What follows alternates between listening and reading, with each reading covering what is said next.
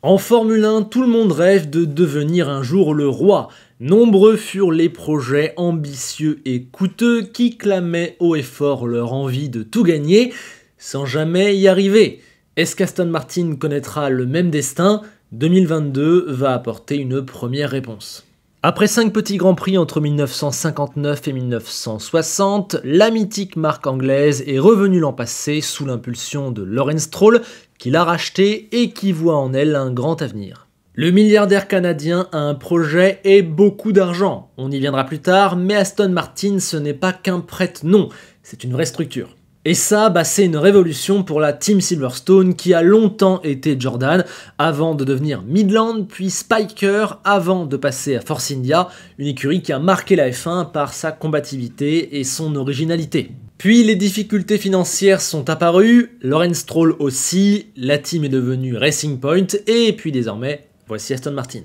Après une première saison loin d'être réussie, on est prêt à passer l'éponge et à reconnaître que 2022 marque leur vrai début. De leurs propres aveux, ils visent les victoires et les podiums le plus tôt possible, potentiellement dès 2022, car l'AMR 22 a été conçu avec l'objectif de gagner. Un qui serait très heureux si sa machine lui permettait de jouer devant, c'est Sebastian Vettel qui, mine de rien, depuis ses luttes mondiales perdues face à Hamilton en 2017 et 2018, a ensuite été battu par Leclerc en 2019, écarté puis évincé de Ferrari avant d'être catastrophique en 2020, il entre désormais dans son dernier projet. Sa saison 2021 chez Aston a été bonne, mais sans réel plus. Le temps d'adaptation, dirons-nous, reste que maintenant, les excuses, c'est terminé. Seb est un quadruple champion du monde, il doit apporter à Aston ce niveau, cette expérience et ce surplus unique. Ça passera déjà par être le numéro 1 clair. L'an passé, il n'a dominé Stroll que partiellement et irrégulièrement, il devra être beaucoup plus tranchant cette année.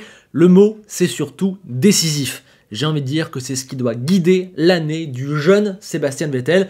Et oui, je dis jeune parce que capillairement parlant, on est de retour en 2009. On veut donc le Seb plus Ultra l'an prochain, et si jamais sa voiture lui permet de jouer devant, il est face à un sacré défi, gagner un 5e titre et le faire avec une nouvelle écurie, ce serait un exploit immense qui augmenterait encore sa place dans le classement des légendes. Voilà. Il ne faut pas oublier qu'il y a potentiellement ça à la clé. Face à lui, Lance Stroll sort de la saison la plus constante de sa jeune mais déjà assez expérimentée carrière. En 2021, il s'est un petit peu stabilisé et a rassuré quant au fait qu'il pouvait avoir un avenir correct. En revanche, ça manquait clairement de brillant et du coup ça donne un ensemble assez paradoxal.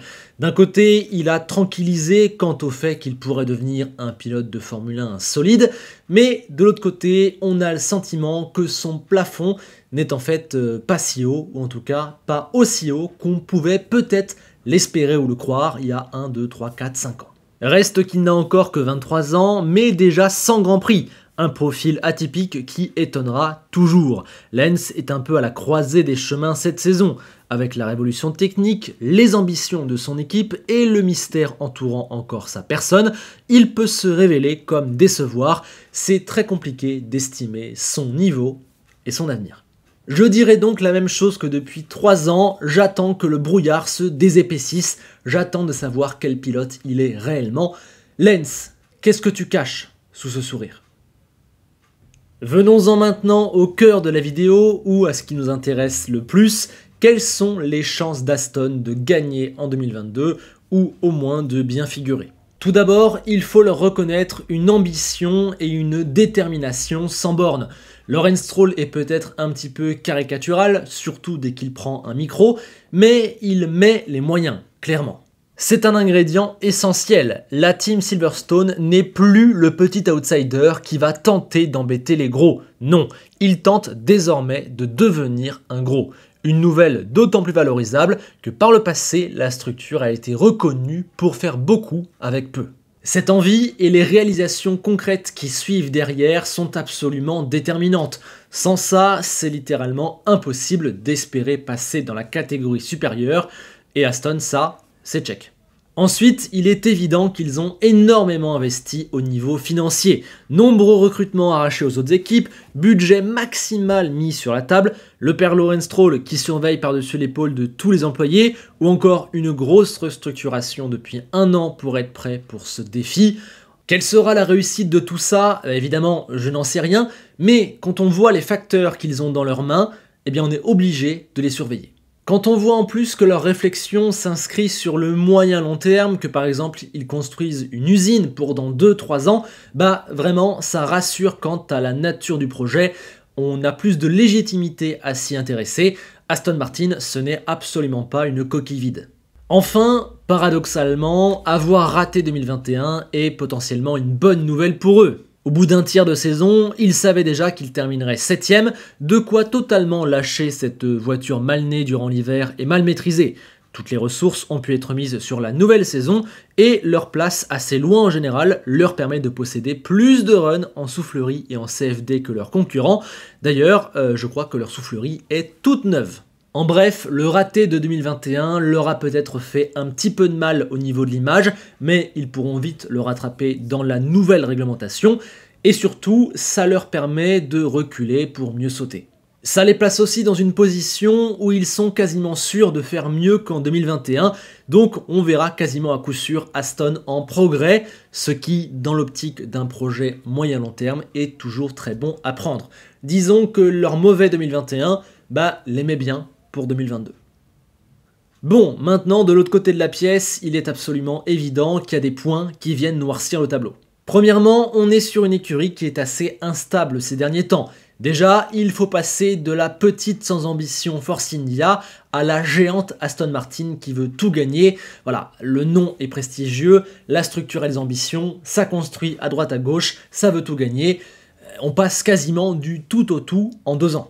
Ajoutez à ça les nombreuses personnes qui sont arrivées dans l'équipe, que ce soit de la saison dernière ou de cet hiver carrément, ça fait beaucoup de monde à intégrer, il faut que la sauce prenne, et il y a également eu des départs, notamment celui d'Otmar Schaffnauer, qui était quand même le patron du sportif, c'est pas anodin, Mike Crack le remplace, on va voir ce que ça donne, mais voilà, il y a des choses à faire dans l'équipe cet hiver, ils ne repartent pas dans une continuité.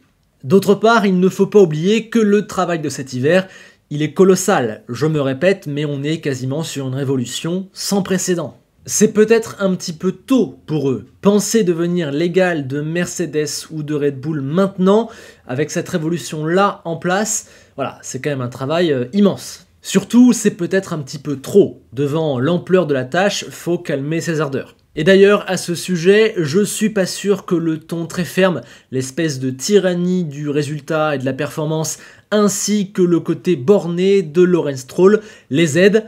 Peut-être que ce n'est qu'une façade, mais je suis pas fan, on verra. On peut également dire qu'on parle d'une équipe qui s'est foirée en 2021, alors que les règles n'évoluaient que très peu, et on parle d'une équipe qui doit sa magnifique saison 2020 en grande partie à un partenariat légal mais très avantageux noué avec Mercedes. Leur CV récent ne laisse donc pas rêveur. Depuis 2 ans, ils sont plus l'équipe des polémiques, des ratés et d'une voiture mal comprise qu'autre chose. C'est pas rassurant du tout. On a envie de croire à leur ambition et à leur projet, mais à l'heure actuelle, on ne dispose pas d'assez d'éléments pour avoir suffisamment confiance en eux. Il va falloir qu'ils nous prouvent et qu'ils nous surprennent. Enfin, on peut se poser quelques questions sur le duo de pilotes. Même si je crois en sa capacité de retrouver un meilleur niveau, je suis certain qu'il pourra apporter un vrai truc digne d'un quadruple champion du monde, et je suis sûr qu'il a encore la ruse du lynx et la faim du lion, eh bien je dois avouer que je trouve Vettel quand même assez loin du niveau qu'il pouvait encore avoir il y a 4-5 ans. Ce qu'il nous a fait récemment ne nous rassure pas, il ne nous a pas prouvé qu'il est encore capable de redevenir champion. Il peut, mais à l'heure actuelle, on n'a clairement pas assez d'éléments rassurants. Quant à Lance, il peut s'avérer être le parfait complément, le parfait pilote d'un top team, et il est encore très jeune, mais on l'a vu galérer avec la bonne voiture de 2020, il n'est pas pour moi un World Championship Material, et n'est pas encore un assez bon numéro 2 pour les écuries du top niveau.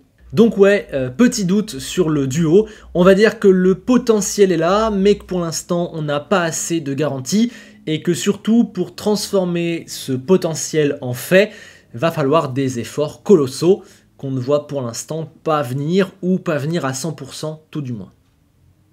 Aston est donc le fruit de toutes les hypothèses pour 2022. Certains la voient tout casser, d'autres en parlent déjà comme le flop de l'année. La taille de leurs moyens et la hauteur de leurs ambitions nous obligent à les considérer. Ils veulent être une place qui compte, ils ont les moyens pour, nous devons les considérer comme tels. Maintenant, ça veut aussi dire avoir les mêmes attentes que pour les gros, et on peut légitimement se demander s'ils ont ce qu'il faut pour réellement être de cette trempe.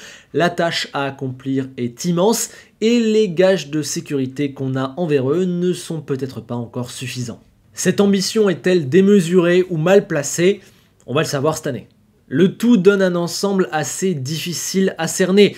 Aston Martin, c'est un peu comme un mec qui clamerait haut et fort qu'il va gagner le 100 mètres au JO. Si ça passe, c'est le roi du monde, mais vu l'ampleur de la tâche, c'est difficile. Et si ça casse, eh ben il a un peu la honte pour rien.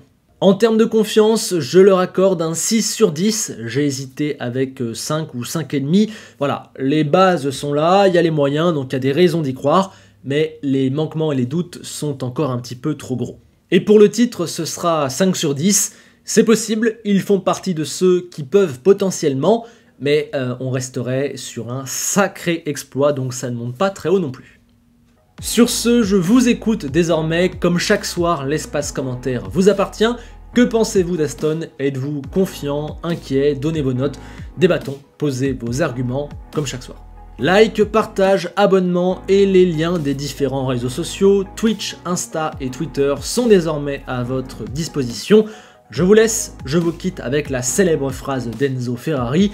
Vous pouvez désormais éteindre la télévision et reprendre une activité normale. A ciao, bonsoir.